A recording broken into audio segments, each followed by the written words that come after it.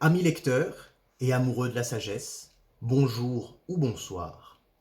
Aujourd'hui, nous continuons dans les textes alchimiques avec, toujours chez les éditions traditionnelles, cet ouvrage de Ciliani, Hermès dévoilé.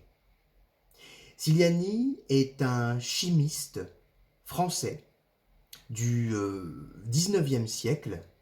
Il a dédié toute sa vie à l'alchimie, notamment a été très influencé par Eugène Cancelier, Fulcanelli. Il a passé plus de 30 ans à travailler la question alchimique, avec bien sûr une vision et une connaissance théorique et pratique de son métier de chimiste. Aujourd'hui, je vous présente cet ouvrage qui est sorti en 1832.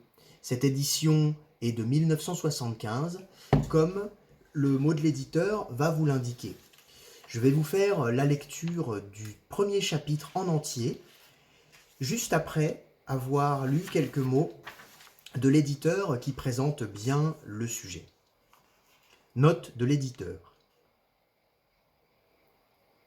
L'auteur de cet ouvrage est l'un des derniers alchimistes du siècle dernier qui ait écrit sur la pierre philosophale. Le nom de Ciliani est sans doute un pseudonyme. Toutefois, au cours de son ouvrage, il nous fait connaître sur lui et sur sa famille certains détails qui l'incitèrent à s'occuper d'hermétisme. C'est ainsi qu'après avoir passé 37 ans à lire tous les ouvrages sur le sujet, entre autres l'Aurea Catena Homeri, il parvint, le jeudi saint 1831 à 10h07, à faire seul la transmutation.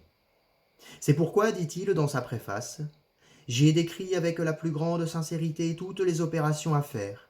En un mot, c'est un ouvrage des plus instructifs. » La première édition est parue en 1932, imprimée par Félix de Loquin, 16 rue Notre-Dame de Victoire à Paris. La deuxième en 1915 par Notre Maison, tenue alors par M. Chacornac. Et la troisième édition, la présente édition.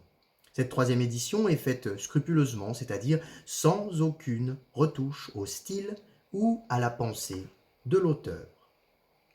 Édition traditionnelle, successeur de Maison Chacornac, octobre 1975.